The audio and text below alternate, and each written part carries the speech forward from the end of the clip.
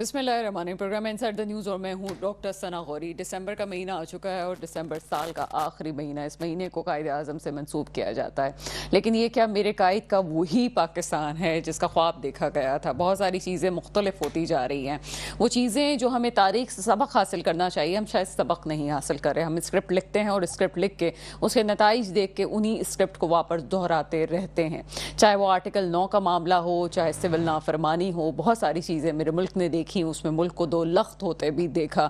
یہ تمام چیزیں دیکھتے ہوئے بھی ہم سبق حاصل نہیں کر رہے۔ 9 مئی گزرا نہیں تھا کہ ایک اور سانحہ ابھی ہمارے سامنے اسلام آباد میں جو کچھ دنوں پہلے ہوا وہ کچھ اچھا نہیں ہوا، وہ بھی تاریخ میں یاد رکھا جائے گا۔ اور 9 مئی میں جو کچھ ہوا اس میں اب دونوں جماعتیں یعنی کہ دو فریق، آپ یہ کہتے ہیں، جناب بیرسٹر گوہر صاحب کہتے ہیں کہ 9 مئی کے واقعے کو، اس کی دھول کو اب بٹھا دیا جائے، اور انہوں نے یہ کہا ہے پی ٹی آئی والوں نے کہ ہم نے تو مذاکرات کا سوچ لیا ہے، لیکن اب حکومت پہ ڈیپینڈ کرتا ہے کہ وہاں سے جواب کس کا آتا ہے۔ اب وہ ایک طرف کہتے ہیں کہ ہم سیاسی لوگوں سے بات کرنا چاہتے ہیں، دوسری طرف وہ ان لوگوں کے جواب کے منتظر ہیں جن کو وہ کہتے ہیں ہم ان سے ہی بات کریں گے۔ تو یہ کون سی سیاست ہے؟ پاکستان میں اگر فوج پہ تنقید کی جائے تو وہ یوں بھی ٹھیک نہیں ہے کہ یہاں پہ جو سیاسی کارکن ہیں، سیاسی لوگ ہیں، انہوں نے ایک ایسا ویکیوم کریٹ کیا ہے جس کی وجہ سے یہاں پہ تیسری قوت کو آنے کی دعوت دی جاتی ہے۔ فیض حمید کا معاملہ ابھی سب کے سامنے ہے، اور فیض حمید کے معاملے کے بعد یہ کہا جا رہا ہے کہ پی ٹی آئی اپنے آپ کو جھکانے کی اس لیے بات کرتی ہے کہ انکوائری میں بہت ساری ایسی چیزیں کھل جائیں گی کہ جو ان کے خلاف ہے، ہو کچھ بھی، لیکن اس وقت جو حالات ہیں اس میں دیکھنا چاہیے کہ عالمی سیاست کیا کہتی ہے، کہ عالمی طور پہ پاکستان کو اندرونی طور پہ جو کھوکھلا کرنے کے لیے سازشیں ہو رہی ہیں، کیا یہ اسی پروپیگنڈا کا حصہ ہے، یا کیا اب بھی ہمارے سیاستدان ان تمام معاملات کو سمجھتے ہوئے کیا اب بھی یہ سوچ نہیں رہے کہ ہم تمام سیاسی پارٹیز کو مل کے مذاکرات کرنے چاہیے، بات کرنی چاہیے؟ اس وقت بات یہ نہیں ہے کہ وہ پارٹی جو اپنے ملک کو اس ملک کی سب سے بڑی پارٹی کہتی ہے اور کہتی ہے ان کے ووٹر سپورٹر سب سے زیادہ ہیں، اس وقت کیا وہ اکڑ کا مظاہرہ کر رہے ہیں، یا وہ لوگ جو اس وقت اقتدار میں موجود ہیں وہ اکڑ کا مظاہرہ کر رہے ہیں؟ لیکن پس رہی ہے اس وقت عوام، اور خاص طور پہ کراچی کی عوام کا بھی ہم پروگرام کے دوسرے حصے میں ذکر کریں گے کہ کراچی میں ابھی جو ہمارے پاس صورتحال آئی ہے، صرف ٹریفک حادثات میں اس وقت 469 لوگوں کی ڈیتھ ہو چکی ہے، یعنی کہ صرف ٹریفک کے معاملات اتنے خراب ہیں۔ بجلی گیس کے ایشوز اپنی جگہ ہیں، یہ وہی میگا سٹی جس کو آپ پاکستان میں آپ کہتے ہیں دنیا بھر کے سامنے لانے کے لیے کہ پاکستان میں ایک کراچی جیسا میگا سٹی ہے، کیا یہ میگا سٹی کہلوانے کے قابل ہے؟ کیا تمام اسٹیک ہولڈر اس کو اپنا کراچی کہتے ہیں یا سمجھتے ہیں؟ کہنے کو تو وہ کہتے ہیں جناب ہم ہی ہیں جو کراچی کے کرتا دھرتا ہیں، لیکن کیا وہ اپنی ذمہ داری سمجھ رہے ہیں؟ کچھ ملکی ایشوز اور کچھ کراچی کے مسائل پہ بات کریں گے۔ میرے ساتھ اس وقت موجود ہیں مسلم پرویز صاحب، سیکریٹری جنرل جماعت اسلامی سے، پروگرام میں آپ کو ویلکم کرتے ہیں۔ ساتھ ساتھ مجھے جوائن کیا ہے فہیم پٹنی صاحب نے، آپ ایم کیو ایم سے تعلق رکھتے ہیں اور آپ ایم پی ہیں، سر پروگرام میں آپ کو بھی ویلکم کرتے ہیں۔ مسلم پرویز صاحب، پہلے ملکی سیاست کی بات کر لیتے ہیں، آپ کیا سمجھتے ہیں؟ سب سے پہلے آپ سے کچھ عرصے سے ہمارا اس حوالے سے بات نہیں ہو سکی، اور میں خاص طور پہ چاہتی تھی کہ کچھ دنوں پہلے جو اسلام آباد میں ہم نے صورتحال دیکھی، اس کے حوالے سے آپ کا کیا خیال ہے؟ بسم اللہ الرحمن الرحیم۔ اچھا، کچھ عرصے پہلے جو ہے 24 سے شروع ہوا سلسلہ اور 26 تک رہا، اس سے پہلے اس کی ساری تیاریاں دونوں طرف سے ہوتی رہیں، لیکن ابھی تک سچ کیا ہے کسی کے سامنے صحیح معنوں میں آ نہیں سکا، سوائے اس کے کہ میڈیا میں جو تکرار ہے دونوں طرف سے، اور سوشل میڈیا میں جو تکرار ہے اپنی اپنی بات کہنے کی، حکومت اپنی بات کہہ رہی ہے اور جو پی ٹی آئی والے ہیں وہ اپنی بات کہہ رہے ہیں، لیکن دونوں طرف سے میرا خیال یہ ہے کہ حقیقت اور سچائی جو ہے وہ بیان نہیں ہو رہی ہے، یہ میری ذاتی رائے ہے۔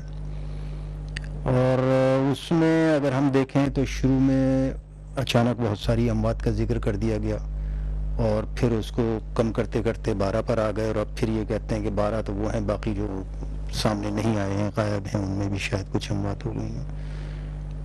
اصل میں اگر ہم تھوڑا سا اپنے ماضی کا بھی ذکر کیا، اگر ہم یہ دیکھیں کہ کیا واقعی قائد اعظم کا پاکستان جو ہے یہی اس کی منشا تھی، تو شاید ایسا نہیں ہے۔ پاکستان تو پاکستان بن ہی نہیں سکا جو پاکستان ہم نے بنانے کی کوشش کی تھی، اور یہی وجہ ہے کہ یہاں پر جس مقصد کے لیے ہم نے بنایا تھا کہ یہاں جو نظام معیشت ہوگا، معاشرت ہوگی، یہاں پر جتنے بھی نظام ہوں گے، خواہ وہ سیاسی ہو، معاشی ہو، بین الاقوامی تعلقات کا ہو، وہ سارا کا سارا اسلامی بنیادوں پر ہوگا، اور ہم ابھی تک اس میں سے شاید کوئی بھی چیز نہیں کر سکے. صرف اتنا ضرور ہوا کہ کچھ چیزیں ہم نے دستور میں جو ہیں وہ شامل کر دی ہیں.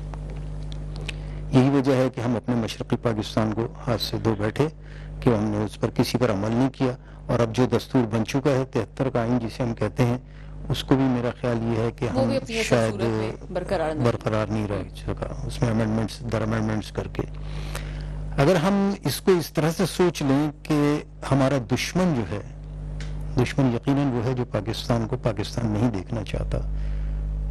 تو اگر ہم مشرق وسطیٰ کی طرف دیکھیں تو لگ یہ رہا ہے کہ مواقعوں سے فائدہ اٹھایا جا رہا ہے. عراق کو تباہ کر دیا گیا, لیبیا کو ختم کر دیا گیا, اور شام کو بھی بنیادی طور پر تو تباہ کر چکے تھے پہلے ہی, لیکن اب ایک نئے طریقے سے اور نئے اسٹائل سے جو اس کو تباہ کیا ہے تو وہ یہ ہے کہ اس کی ساری جتنی بھی فوجی قوت تھی وہ ختم کر دی. ہم اکثر یہ کہتے ہیں کہ پاکستان جو ہے وہ فوجی قوت ہے, شاید ایٹم بم کی وجہ سے ہم یہ بات کہہ دیتے ہیں, ورنہ اگر ہم تعداد کے اعتبار سے دیکھیں تو عراق کے پاس بہت بڑی فوج تھی اور ہم سے بڑی فوج تھی, بڑا توپ خانہ تھا اس کے پاس, زیادہ طیارے تھے, سب کچھ. اور اسی طریقے سے یمن کے پاس. لیکن اب اگر ہم دیکھیں تو عراق تباہ ہو چکا ہے. لیبیا جہاں پر جو ہے وسائل کی کوئی کمی نہیں تھی, لیبیا جو ہے وہ تباہ ہو چکا ہے. یمن جو ہے وہ ٹکڑوں میں بٹ چکا ہے, یعنی سیکٹرین اس میں. شام جو ہے وہ قبضہ ہو چکا ہے, وہ آگے گولان پہ جو تھا اس سے آگے بڑھ گئے ہیں, اور اس کی جتنی بھی وہ فوجی قوت تھی اس کو تباہ کر دیا. اگر ہم اور تھوڑا سا ادھر ادھر دائیں بائیں دیکھیں تو مشرق میں جو انڈونیشیا کو 2 حصوں میں تقسیم کر دیا, اور افریقہ میں جو سوڈان کو 2 حصوں میں تقسیم کر دیا. ہم 2 حصوں میں تقسیم ہو چکے 71 میں. اگر اب بھی ہمارے سمجھ نہیں آتی یہ بات کہ ہم کس طرف جا رہے ہیں اور کیا ہونے جا رہا ہے اور کیا ہوگا, میرا خیال یہ ہے کہ ہم غلطی کر رہے ہیں. مطلب اس کا ہم میں سے ہر ایک کو یہ سمجھنا چاہیے, ہر ایک کو, جو لوگ بھی ہیں, میں کسی ایک کو نہیں کہہ رہا ہوں, خواہ وہ سیاسی لوگ ہیں, خواہ وہ مقتدرہ ہے, خواہ وہ انتظامیہ ہے, خواہ وہ سول بیوروکریسی ہے, ہر ایک کو یہ سمجھنا ہوگا کہ پاکستان کے لیے اس کو کام کرنا چاہیے, پاکستان کی بقا کے لیے, پاکستان کو قائم رکھنے کے لیے, اور پاکستان کے عوام کو ان کو فیور کرنا چاہیے. اچھا, ابھی آپ نے جو مشرق وسطیٰ کا ذکر کیا, اس میں جو میں پوائنٹ سمجھی ہوں, ہم شروع سے آخر تک یہ دیکھتے آئے ہیں کہ اس کا مطلب پاکستان کے ساتھ مختلف ممالک کے مفادات وابستہ ہیں, جس کی وجہ سے یہاں پہ کچھ نہ کچھ ہوتا بھی رہتا ہے, اور باہر والے جو نہیں چاہتے پاکستان کے ساتھ مفادات کرنا, وہ یہاں پہ کاروائیاں کرتے ہیں اور دشمن کے پروپیگنڈے پہ چلتے ہیں. جس طرح سے اگر ہم انڈیا کی بات کریں, بھارت جو ہے وہ شاید چین کو ون کرنے کے لیے استعمال ہوتا ہے, اور چین جو ہے ہم پہ ریلائی کرتا ہے کہ ہم شاید وہ یہاں سے دنیا کو ون کر سکے گا. کیا یہ وجوہات ہیں کہ پاکستان میں اسٹیبلٹی نہیں آتی, اور یہاں پہ اگر فوج ہے تو کیا وہ سیاستدانوں کا قصور نہیں ہے, یہاں کی زمین ہی ایسی ہے, یا میلے وقوع ایسے, جغرافیہ ایسا ہے کہ یہ ضرورت ہے کہ فوج تمام معاملات میں آئے؟ دیکھیے, آپ نے اس وقت جو ہے چین کا ذکر کیا اور انڈیا کا. بنیادی طور پر ہم نے یہ سمجھا ہوا ہے کہ ہمارا اصل دشمن جو ہے انڈیا ہے, یہ ہم نے سمجھا ہوا ہے, اور اسی طریقے سے اسی نہج پر جو ہے ہماری فوج کی بھی تربیت ہوئی, ہمارا اسلحہ بھی اسی نوعیت سے جو ہے ہم نے مینج کیا, اور ہماری عوام کو بھی ذہنی طور پر اسی طریقے سے ہم نے تیار کیا, اور اس کے ساتھ ہماری جنگیں بھی ہوئیں. بڑی عجیب بات ہے کہ ہمارا جو مغربی بارڈر تھا یہ انتہائی محفوظ بارڈر شمار رہا ہے. کبھی بھی ہم نے یہاں پر جو ہے ایک گولی کی بھی آواز نہیں سنی, اور جو وہاں پر لوگ ہیں قبائلی جنہیں ہم کہتے ہیں, وہ ہمارے بارڈر کی حفاظت کرتے تھے اور کوئی ایشو نہیں تھا. جب امریکہ جو ہے اس نے اپنا اسٹریٹجک پارٹنر بنایا انڈیا کو, تو خیر اس دن تو میں نے بہرحال اپنی فیس بک پہ ڈالا بھی تھا یہ بات کہ امریکہ جہاں بھی گیا چھٹا بحری بیڑا اس کا کبھی نہیں آیا, اور اس نے اس ملک کے ٹکڑے کیے جس سے بھی اس نے دوستی کی ہے. یہ امریکہ کی تاریخ ہے. تو اچھا ہے کہ اس نے وہاں دوستی کر لی, اسٹریٹجک پارٹنر بنا لیا. لیکن اس کا ایک دوسرا پہلو جو آپ نے بتایا دشمنی کا, تو میں بڑا غور کرتا ہوں, میں نے کئی جگہ پوچھا بھی ہے یہ بات کہ مجھے یہ بتائیے کہ جب سے ہم نے امریکہ کے ساتھ جو ہے یہ یہاں پر افغانستان کی جنگ میں حصہ لیا ہے, اس سے پہلے تو ہم آزادانہ لڑ رہے تھے روس سے, امریکہ بعد میں کودا اس پر. اس کے بعد سے آپ یہ دیکھیں کہ مسلسل جو ہے ہم مغربی بارڈر پر انگیج ہو چکے ہیں, اور مشرقی بارڈر پر مجھے یاد نہیں ہے کہ اس کے بعد ایک گولی بھی چلی ہے, جو ہمارا اصل دشمن ہے. میں نے نہیں دیکھا کہ کوئی ایک گولی بھی چلی ہے. اور اتنا وہاں پر جو ہے امن کہہ لیں یا جو بھی ہو چکا ہے کہ انہوں نے 5 اگست کو پورا اپنا آئین تبدیل کر کے اور کشمیر کو ہڑپ کر لیا. بنیادی طور پر تو سچائی یہی ہے. تو اب دشمن ہمارا کون ہے؟ سوال یہ پیدا ہوتا ہے، آیا دشمن ہمارا انڈیا ہے؟ آیا دشمن ہمارا امریکہ ہے؟ آیا دشمن ہمارا جو ہے وہ کون ہے؟ یہ ڈیسائیڈ کرنا ہوگا کہ کل ہمارے دوست جو ہماری حفاظت کیا کرتے تھے ان کو ہم نے اپنا دشمن سمجھ لیا، کل جو ہمارے دشمن تھے ان کے ساتھ جو ہے وہ غیر یعنی ڈکلیئرڈ جو ہے وہ ہم ان کو اپنا دوست سمجھ بیٹھے. میرا خیال ہے کہ بڑا ایک عجیب سی الجھن ہے جس ایسی میں ہم ایک سوال ہے جس پہ بات کرنا ضروری ہے. ویسٹرن بارڈر کے حوالے سے ایک ایسا چیپٹر ہے کہ جس پہ بالکل ایک الگ سے پروگرام کرنا چاہیے کہ کون ہمارا دشمن اور کون دوست، جس طرح سے پاکستان کا جغرافیہ ہے. لیکن ساری صورتحال میں زیادہ تر یہ نظر آتا ہے کہ شاید ملک کے اندر ہی کچھ دشمن موجود ہیں جو ملک کو نقصان پہنچاتے ہیں اور دوسروں کا ہاتھ بٹا رہے ہیں وہ اس تمام فساد میں. ملک کی صورتحال اور اس پہ کیا موقف ہے ایم کیو ایم کا، اس پہ بھی بات کریں گے. لیکن ایک یہاں وقت ہوا ہے چھوٹے سے بریک کا. بریک کے بعد آپ کے سامنے حاضر ہوتے ہیں. بریک کے بعد آپ کے سامنے حاضر ہیں. اور ملک کی سیاست میں کہا جاتا ہے، خود ایم کیو ایم کے رہنما یہ کہتے ہیں کہ ہماری وجہ سے ہی حکومتیں چلتی ہیں اور گرائی بھی جاتی ہیں. ایسا کچھ کہنا غلط یوں نہیں ہوگا کہ ہم نے پی ٹی آئی کی حکومت کو بھی دیکھا کہ جب عدم اعتماد کی تحریک آئی تو سب سے پہلے ایم کیو ایم نے ہی جو ہے وہ عدم اعتماد کی تحریک کا ساتھ دیا تھا. اب کیا صورتحال ہے جناب؟ یہ چیزیں بہتر ہوتی ہوئی نظر آ رہی ہیں یا ملک کی سیاست میں کوئی اور رنگ دیکھ رہے ہیں؟ فہیم پٹنی صاحب کیا کہیں گے؟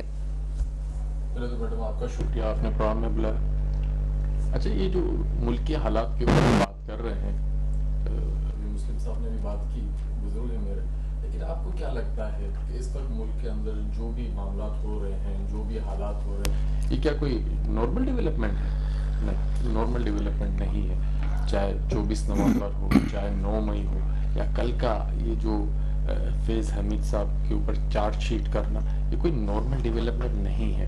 یہ سب چیزیں جو ہے وہ پاکستان کے ساتھ کیا کچھ ہونے جا رہا تھا. لیکن اب ہمیں ایسا لگ رہا ہے کہ شاید اگلے 30-40 سالوں کے لیے پاکستان کوئی سمت کا تعین کرنا بھی پاکستان کے لیے ضروری ہو گیا ہے. جس طرح پاکستان چل رہا تھا، جیسے چلایا گیا ہے، چاہے وہ سیاسی لوگ ہوں، چاہے وہ اسٹیبلشمنٹ ہو، چاہے وہ تاجر برادری ہو، جس نے اپنا حصے کا کام کرنا تھا اس نے نہیں کیا، اور جس طرح کرنا چاہیے تھا شاید نہیں کیا.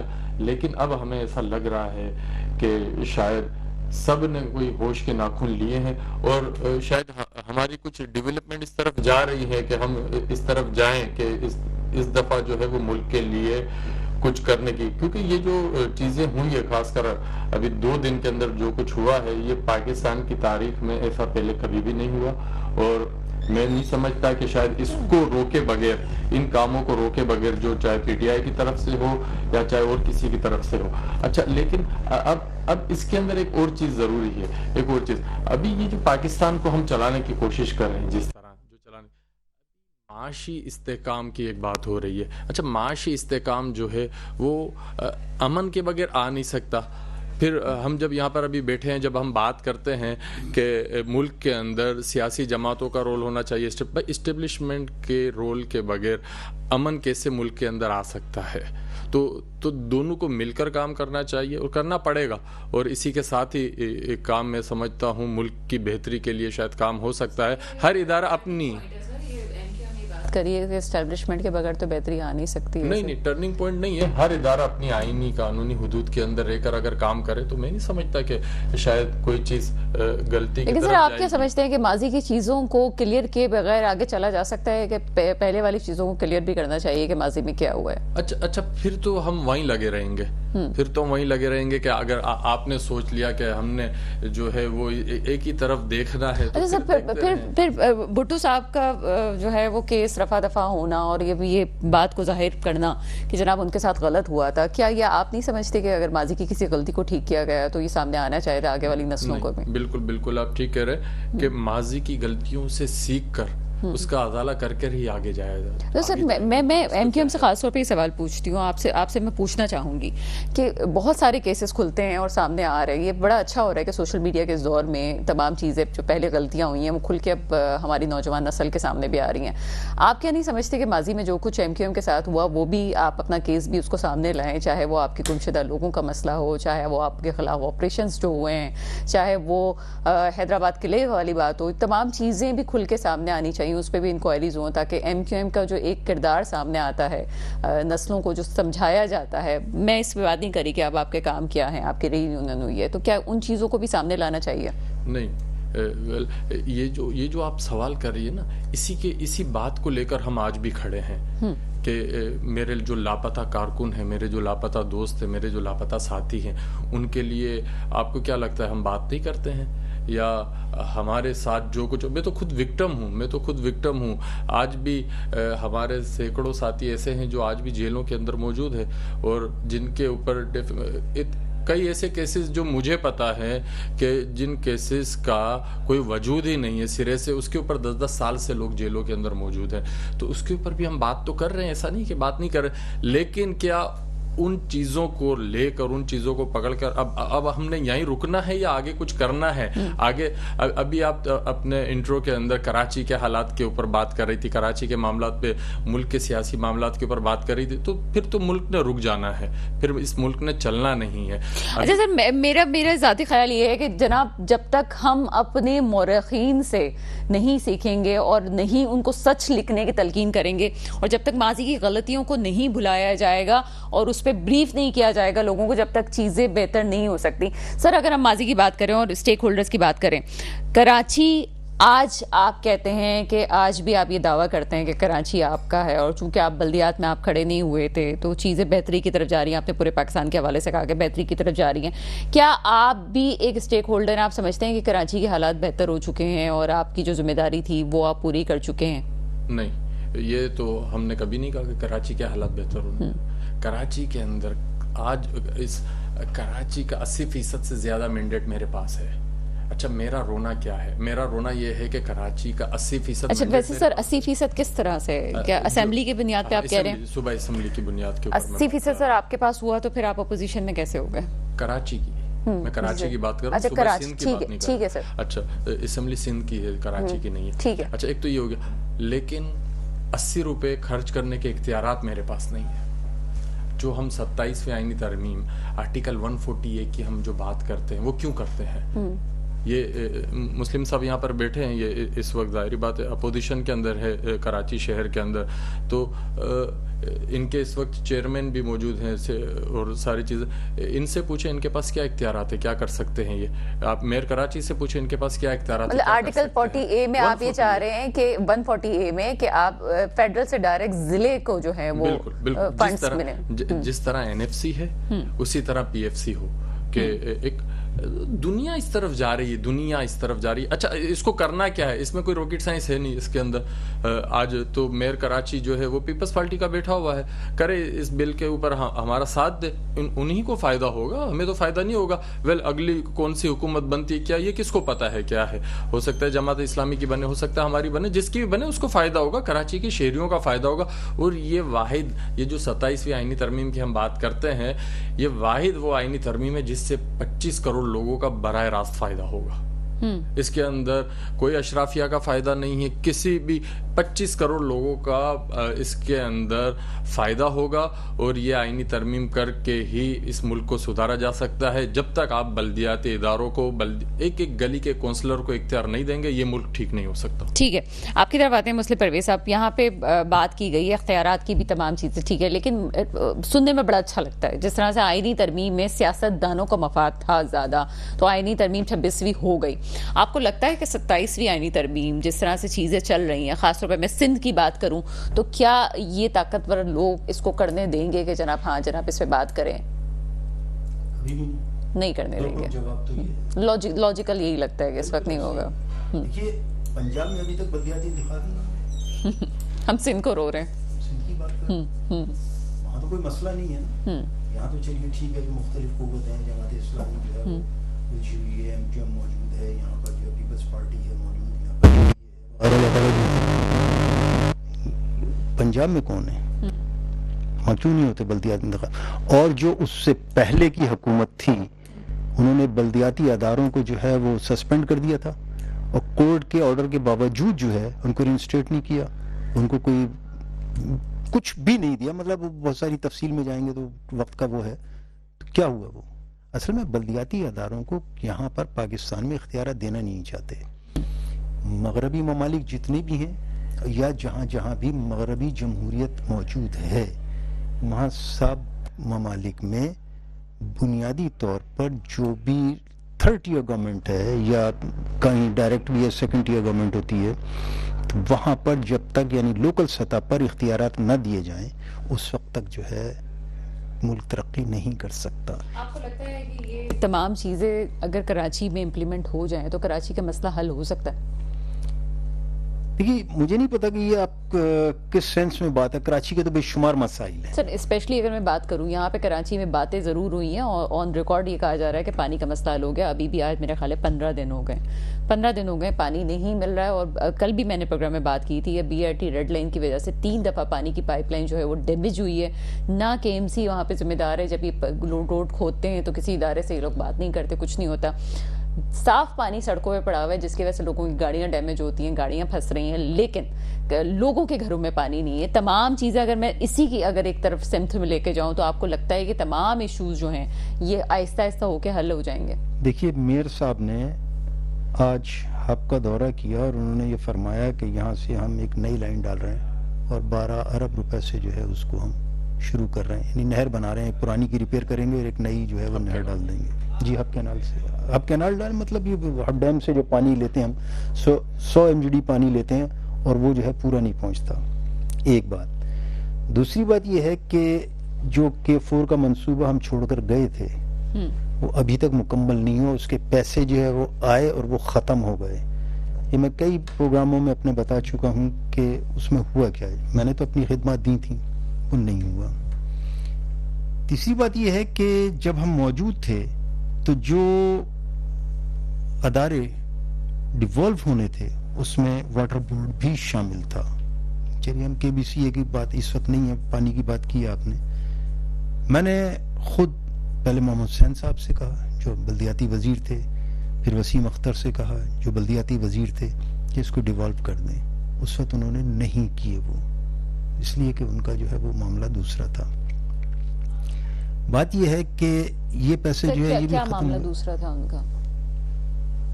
उस वक्त वजीर थे, वो नहीं चाहते थे कि उनके इख्तियार से निकल जाए। जो बात आपका सवाल है ना कि क्या ऐसा हो जाएगा, अगर ऐसा हो जाए और चीजें नीचे आ जाएं तो K4 का मंसूबा तो हम अपने दौर में मुकम्मल करते, K3 हमने मुकम्मल किया ना, और उससे पहले K1 K2 जो है वो अफगानी साहब के दौर में हुए ना, तो K4 हम तो मुकम्मल करके निकलते।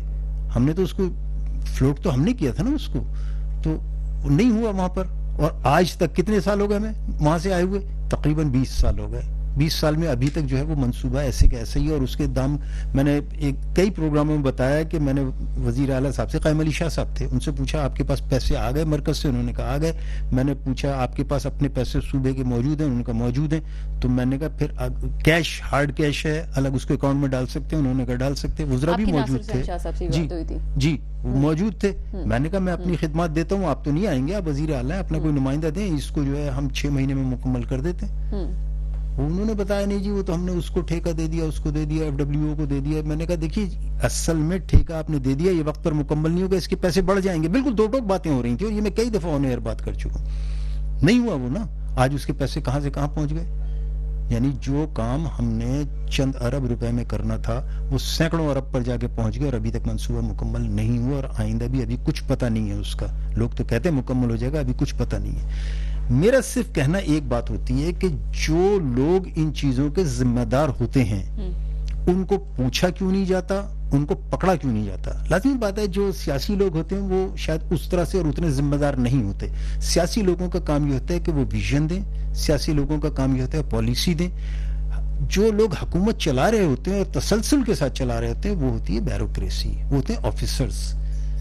उनसे क्यों पूछगछ नहीं होती या उन ऑफिसर्स में इतनी जुर्रत क्यों नहीं होती कि वो हर आने वाले को ये कहें कि नहीं ये चीज इस ट्रैक पर सही और इसको ऐसे ही होना चाहिए।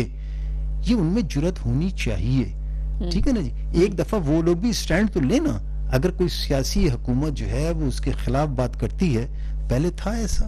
اچھا, مجھے ان تمام چیزوں سے جو پٹنی صاحب آپ کی طرف آؤں گی, جو چیزیں سمجھ میں آتی ہیں وہ یہ ہے کہ سسٹم ٹھیک نہیں ہے.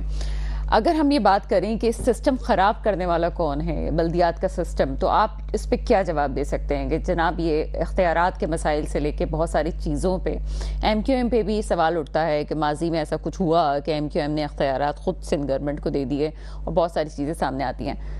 آپ کو کیا لگتا ہے کہ سسٹم کی غلطی ہے یا کوئی آپ لوگ ہی کراچی کے سٹیک ہولڈر مختلف وہ ذمہ دار ہیں کہ انہوں نے سسٹم ٹھیک کرنے کی کوشش نہیں کی؟ اچھا, کام کرنا ہو تو اس سسٹم میں رہ کر بھی آدمی کر سکتا ہے. میں آپ کو بتاؤں, مصطفیٰ کمال بھائی میئر کراچی بنے تو اس کراچی کی تصویر ہی چینج ہو گئی. 300 ارب روپے خرچ کیے انہوں نے اپنے ہاتھ سے, 300 ارب روپے خرچ کرنے کے بعد کراچی ان 10 شہروں کے اندر شامل تھا دنیا کے اندر جو تیزی سے ترقی کر رہے تھے. اس وقت سندھ گورنمنٹ 16 سال کے اندر آن پیپر 18,000 ارب روپے خرچ کر چکی ہے, اور کراچی 4 دنیا کے ایسے شہروں کے اندر شامل ہے جو رہنے کے لیے مشکل ترین جگہ ہے. تو اب بات یہ ہے کہ سندھ گورنمنٹ کو آج نہیں تو کل اب یہ احساس ہو یا نہ ہو, شاید میں سمجھتا ہوں احساس دلایا جا رہا ہے اور احساس ہو جائے گا, ورنہ کراچی جو ہے وہ پورے ملک کو چلا رہا ہے. اس ملک کو 70% ریونیو دے رہا ہے, صوبے کو 95% ریونیو دے رہا ہے. پیپلز پارٹی کی بات کرتے ہیں, جماعت اسلامی سے پوچھیں تو وہ پیپلز پارٹی کی بات کرتے ہیں. مجھے سمجھ نہیں آتا جماعت اسلامی کیا کام کر رہی ہے اور آپ لوگ کیا کام کر رہے ہیں. اگر ہم یہ بات کریں کہ چلیں ٹھیک ہے پیپلز پارٹی آپ لوگ میئر پہ بھی اعتراض اٹھاتے ہیں, اور جہاں تک میں ان کی پریس کانفرنس دیکھتی ہوں اور ہمارے پاس جو نیوز آتی ہیں, یہ بھی کام ہو رہا ہے, وہ بھی کام ہو رہا ہے, تمام چیزیں پریس ریلیز چل رہی ہیں.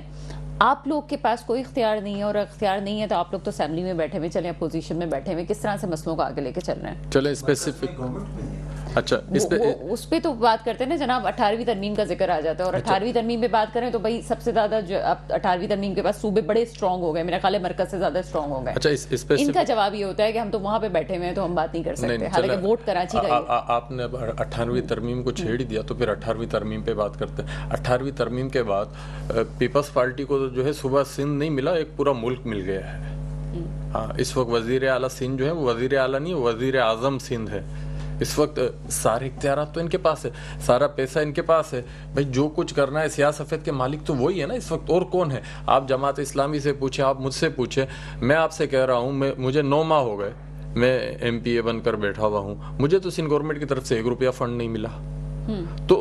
تو یہ جو کام ہے ترقیاتی کاموں کی, ہم جب بات کرتے ہیں جو بھی ایشو ہے وہ پیسے سے حل ہونا ہے نا, وہ ایسے باتوں سے تو حل نہیں ہونا. سر باتوں کے علاوہ بھی چیزیں حل ہو سکتی ہیں, جیسے جماعت اسلامی کے کچھ میں نے سرویز کیے تو یہ جن یوزیز میں کام کر رہے ہیں ان کے کام یہ کر بھی رہے ہیں, اپنے فنڈ سے بھی کر رہے ہیں, جنریٹ بھی کر رہے ہیں. آپ کا بھی ایک کام میں نے کل بھی اپریشیٹ کیا تھا, آپ نے اسکول ایڈoption کی بات کی تھی. اسکول ایڈoption کا معاملہ انہوں نے آپ کے ذمہ بھی دیا, کچھ چیزیں آپ کو اختیارات دے بھی دیے, اور فنڈز آپ پرسنلی جنریٹ کر رہے ہیں مختلف اداروں سے رابطہ کر کے.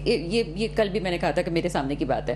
جب ایک معاملہ آپ اسکول ایڈoption کا حل کر سکتے ہیں تو کیا اور معاملے اس طرح سے حل نہیں ہو سکتے؟ اچھا, یہ ساری اگر ہم نے ہی کرنا ہے تو سندھ گورنمنٹ کیوں بیٹھی ہوئی ہے کہ ان اسکولوں کے اندر فنڈز بھی ہمیں خود جنریٹ کرنے ہیں, اس کا انفراسٹرکچر بھی ہمیں خود ٹھیک کرنا ہے, اس کے سارے معاملات ہم نے ہی کرنے ہیں. اچھا, سب چیزیں ہم نے کرنا ہے. تو یہ جو سندھ گورنمنٹ کے اندر جو ہمارے وزیر صاحب بیٹھے ہوئے ہیں ان کا پھر کیا کام ہے؟ ہم نے کیوں کیا یہ؟ ہم نے صرف اس لیے کیا کہ ہم نے اپنے بچوں کو تعلیم دینی ہے. ہم بھی ان پیلے اسکولوں کے اندر پڑھے ہوئے, یہ ہمارے بزرگ بیٹھے ہوئے میرے خیال میں شاید پیلے اسکول سے ہی پڑھ کے نکلے ہوں گے, بڑے بڑے لوگ. اچھا, بڑے بڑے لوگ جو ہے وہ پیلے اسکولوں کے اندر پڑھ کے نکلے. ہم کیا چاہتے ہیں لوگوں کا, میرے پاس جو میری کانسٹیٹیوئنسی, میرے پاس سینکڑوں کی تعداد میں ایسے لوگ آتے ہیں جو پرائیویٹ اسکول کی فیس جو افورڈ ہی نہیں کر سکتے. تو ان اسکولوں کو ہم نے سوچا ایسا بنائے کہ ان لوگوں کو, ان بچوں کو اس کے اندر پڑھائیں, اور ان بچوں کو تاکہ یہی بچے آگے جا کے کراچی نہیں پورے پاکستان کا مسئلہ حل کریں گے انشاءاللہ. چلے جناب, مجھے اس وقت جوائن کر چکے ہیں کوکب اقبال صاحب, کنزیومر. جی سر.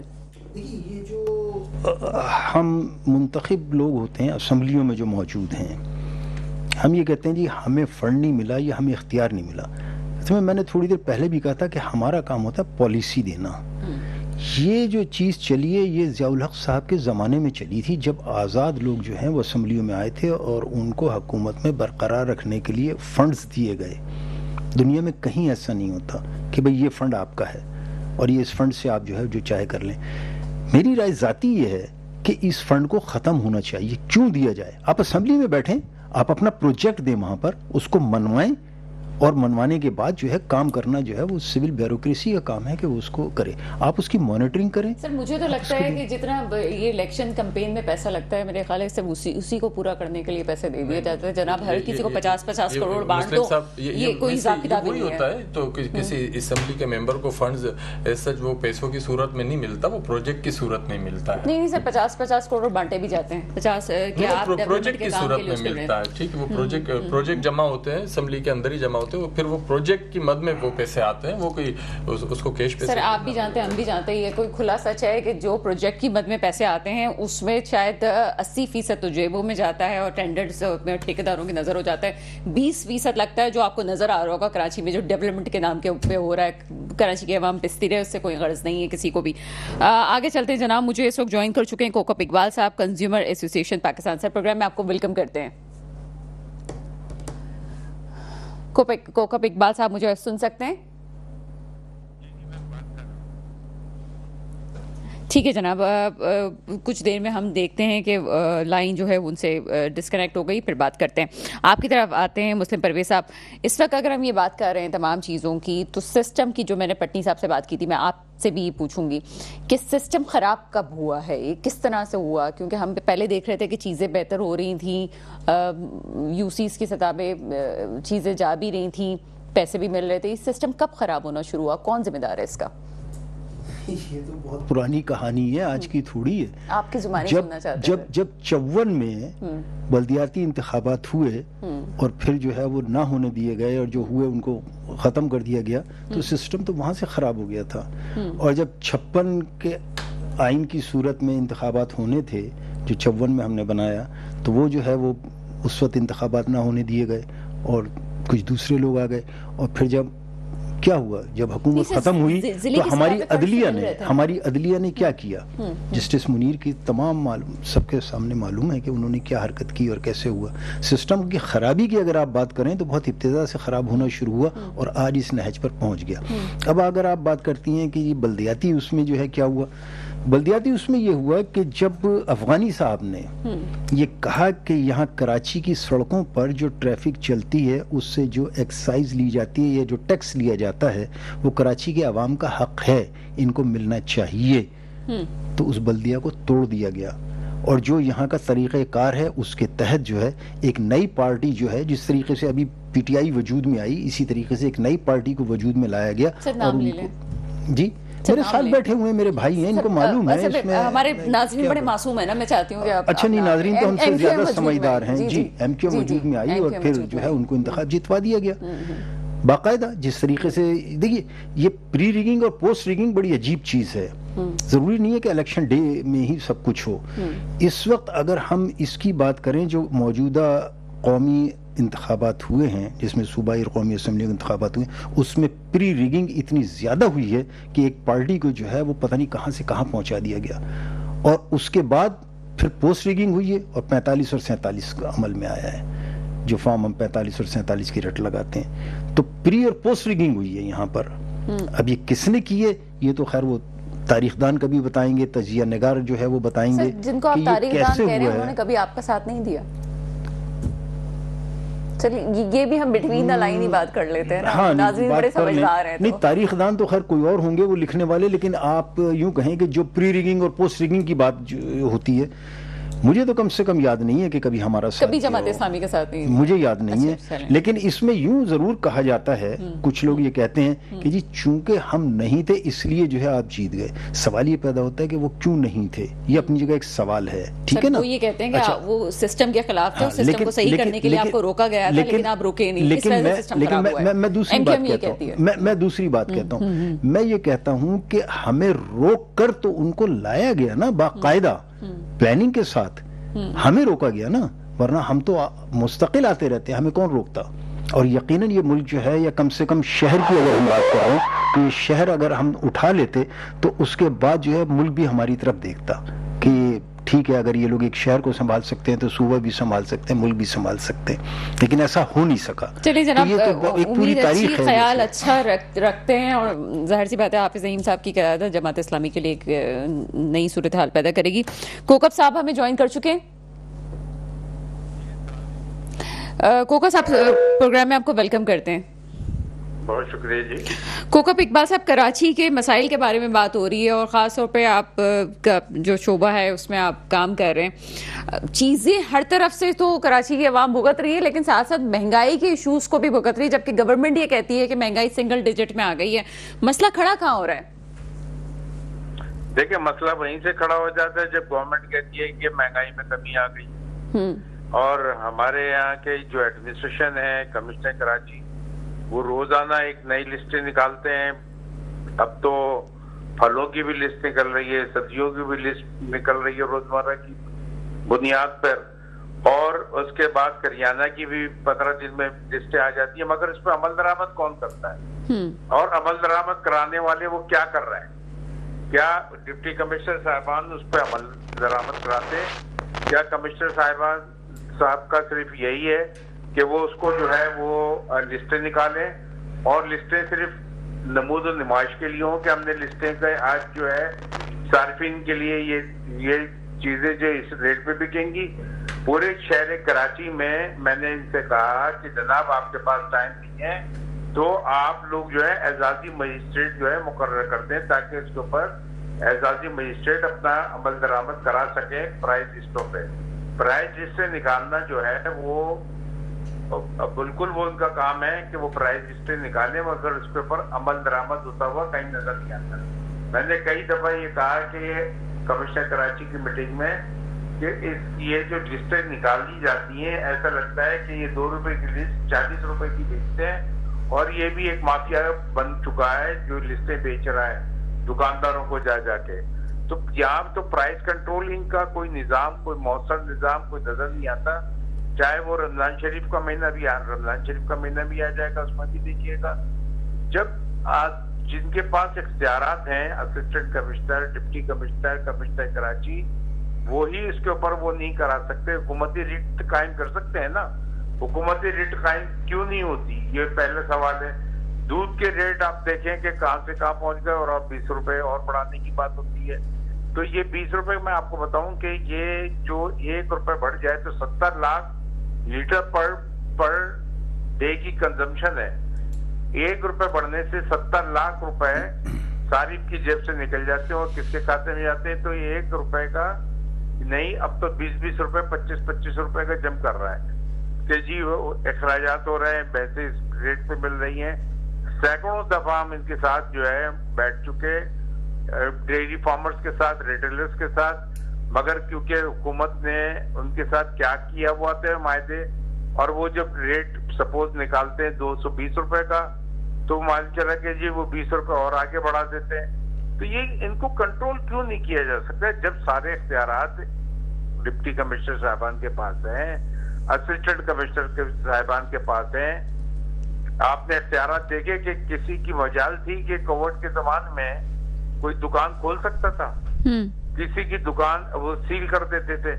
ان کے پاس لامحدود اختیارات ہیں, اس کے باوجود اگر پرائز کنٹرول کرنے میں ان کی دلچسپی نہیں ہے, تو میں نے وزیر اعلیٰ سندھ جناب مراد علی شاہ صاحب سے گزارش ہے اور اس سے التماس ہے کہ اعزازی مجسٹریٹ مقرر کریں, اس کنٹرولنگ نظام کو کمشنر سیکریٹریٹ سے نکالیں. اس کے لیے ایک پرائز کنٹرول کمیٹی علیحدہ قائم کی جائے جو کہ ڈائریکٹ جو ہے وہ وزیر اعلیٰ سندھ کے ماتحت کام کرے. اچھا سر, اس وقت تو یہ جو محسوس ہو رہا ہے کراچی میں صورتحال, اس میں یہ لگتا ہے کہ جو بھی تاجر ہے, جو مطلب چھوٹا تاجر ہے, مڈل مین بھی ہے, ہر کوئی جو پیسے ہے وہ اپنی مرضی سے لے لیتا ہے. ہم ایک جگہ جاتے ہیں وہاں ہمیں چیز الگ پیسوں سے ملتی ہے, دوسری جگہ جاتے ہیں الگ پیسوں سے مل رہی ہوتی ہے, کوئی کنٹرول نہیں ہے. آپ یہ کہنے کہ آپ سجیشنز دے بھی رہے ہیں, اور آپ نے ایک سجیشن دی بھی ہے. کیا آپ نے کراچی کے مزید اسٹیک ہولڈرز جس طرح سے MQM ہے یا جماعت اسلامی ہے, کیا ان کے نمائندوں کو بھی اپروچ کرنے کی کوشش کی تاکہ گورنمنٹ پہ پریشر پڑ سکے اور بیوروکریسی کو کنٹرول کرنے کی بات کی جا سکے؟ دیکھیں, جماعت اسلامی صاحب کیا آپ بات کر رہی ہیں, نعیم صاحب بڑے اچھے آدمی ہیں, اور خالد بھائی ادھر MQM میں ہیں اور ان کی سب کی نالج میں ہے اور میں ان سے لاتعداد مرتبہ ملتا رہتا ہوں. نعیم الرحمان صاحب سے ملاقات ہوتی رہتی ہے, ان سے بھی ملاقات ہوئی ہے, اس بارے میں گفتگو شدید سب کچھ ہوتی ہے. گورنر صاحب سے بھی بات ہوئی مہنگائی کے کنٹرول کرنے کے لیے, اور کس لیول پہ ہو, کس اس میں جو ہے چاہے پریس اینڈ میڈیا ہو, کس لیول پہ میں بات نہیں کرتا, اور ہماری کنزیومر ایسوسیشن کی تمام ارکان جو کہ اس میں کام کر رہے ہوتے ہیں ان سب ہر جگہ ہر فورم پہ بات کرتے ہیں. مگر بات کرنے کا کوئی مقصد سمجھ میں نہیں آتا, کوئی اس کا جو ہے حاصل اصول کوئی نظر نہیں آتا, کیونکہ جو ان کے پاس اختیارات ہیں جب تک کہ وہ اختیارات کا یا تو وہ استعمال کریں اور حکومتی ریٹ قائم کریں. حکومتی ریٹ قائم کرنا کوئی چھوٹی سی بات ہے. اگر کمشنر چاہیں تو کمشنر صاحب بہت اچھی طریقے سے حکومتی ریٹ قائم کر سکتے ہیں, اور ڈپٹی کمشنر صاحبان جو ان کی ٹیم ہے اور اسسٹنٹ کمشنر صاحبان سب کچھ کر سکتے ہیں, مگر وہ کرنا کیوں نہیں چاہتے. میں نے آپ کو بتایا کہ 20 روپے کا بڑھ گئے تو 70 لاکھ لیٹر پر ڈے کی کنزمپشن ہے. 20 روپے پہ آپ لگا لیں کہ کتنا بنتا ہے ایک دن کا, اور اس کو کیلکولیٹ کریں 30 ڈیز پہ, کیونکہ دودھ جو ہے ہر دن بیچا جاتا ہے, چاہے وہ جمعہ ہو, ہفتہ اتوار ہو, تو اس کے اوپر آپ کیلکولیٹ کر لیں کہ 4 ارب سے زیادہ کا جو ہے وہ, بلکہ اس سے بھی زیادہ کی فگر آئے گی اگر صحیح طرح کیلکولیشن کی جائے. تو جب 4-6 ارب روپے مہینے کا جب نکلتا ہے, پھر اس کو سال پہ لے جائیں تو یہ کس کی جیبوں میں پیسہ جا رہا ہے؟ یہ کون ہے جو کہ بہت شکریہ کوکب اقبال صاحب. آئی وش کہ آپ تھوڑا سا پہلے اگر پروگرام میں ہمارے ساتھ آتے تو مزید آپ سے گفتگو ہوتی. بہت شکریہ فہیم پٹنی صاحب, بہت شکریہ مسلم پرویز صاحب, آپ ہمارے ساتھ موجود تھے. تمام چیزوں کو اگر دیکھیں اور کراچی کے مسئلے اور ملک کے مسائل کو دیکھیں, اور انٹرنیشنل گفتگو میں بات اس لیے ہم نے شروع کی کہ تمام چیزیں لنک کریں ایک دوسرے سے, کہ جب آپ ایک شخص کو متاثر کر کے پورے ملک کو متاثر کرنے کی کوشش کرتے ہیں, اور یہ بھی پری پلان چیزیں ہوتی ہیں کہ پروپیگنڈا کے ذریعے سے کیسے ملکوں کو تباہ کیا جاتا ہے اور کس طرح سے اخلاقیات کو گرایا جاتا ہے. خدا را اس پہ سوچنے کی ضرورت ہے. اور جہاں پہ ہم کراچی کے مسائل کی بات کرتے ہیں وہاں پہ لے دے کے انگلی اٹھتی ہے پیپلز پارٹی پہ. میری سمجھ سے باہر ہے کہ وہ لوگ جو کہ بیوروکریسی میں انوالو ہیں یا اس میں شامل ہیں, وہ تمام لوگ کیوں آنکھیں بند کر کے بیٹھے ہوئے ہیں؟ کیوں یہ سوال اٹھتا ہے جب کراچی کی ڈیولپمنٹ کی بات آتی ہے کہ یہاں پہ مل بیٹھ کے کھایا جا رہا ہے کراچی کو, تو کراچی پہ فنڈز بھی لگ رہے ہیں, اور پھر ساتھ ساتھ کراچی اپنا فنڈ, اپنا ٹیکس جو جنریٹ کر رہا ہے وہ پورے پاکستان کو بھی دے رہا ہے. کیوں جب یہ کھلی آنکھوں سے دیکھا جانے والا ایک سچ ہے تو اس کو کیوں یہاں پہ جب فیڈرل کی سطح پہ بھی نہیں دیکھا جاتا؟ سوال یوں بھی بنتا ہے کہ وہ پارٹی جو اپنے آپ کو MQM یہ کہتی ہے کہ جناب ہم سندھ میں اپوزیشن میں بیٹھے ہیں, جبکہ یہاں کے سندھ سے ووٹ لے کے ہی وہ اگر فیڈرل میں بیٹھے ہیں تو جناب فیڈرل میں ووٹ تو ان کو یہیں سے ملا ہے, تو وہاں پہ بھی جا کے کوئی تو بات ہو سکتی ہے. اگر 26ویں آئینی ترمیم پہ آگے بڑھ کے جناب MQM ساتھ دے سکتی ہے اور بہت سارے حکومتی معاملات میں ساتھ دے سکتی ہے, تو کراچی کے مسئلے کو جس کو وہ اپنا کہتے ہیں اور کراچی والوں کو وہ کہتے ہیں کہ ووٹ دیا ہے, کیوں یہاں کے مسئلے حل نہیں ہو سکتے؟ مسئلے حل ہو سکتے ہیں اگر ہم چاہیں تو. میرے ملک پہ وہ حکمران آئیں جو واقعی میرے ملک کے مستقبل کی حفاظت کریں. اس کے ساتھ ہی پروگرام کا وقت ختم ہوتا ہے. مجھے اجازت دیجیے گا. خدا حافظ.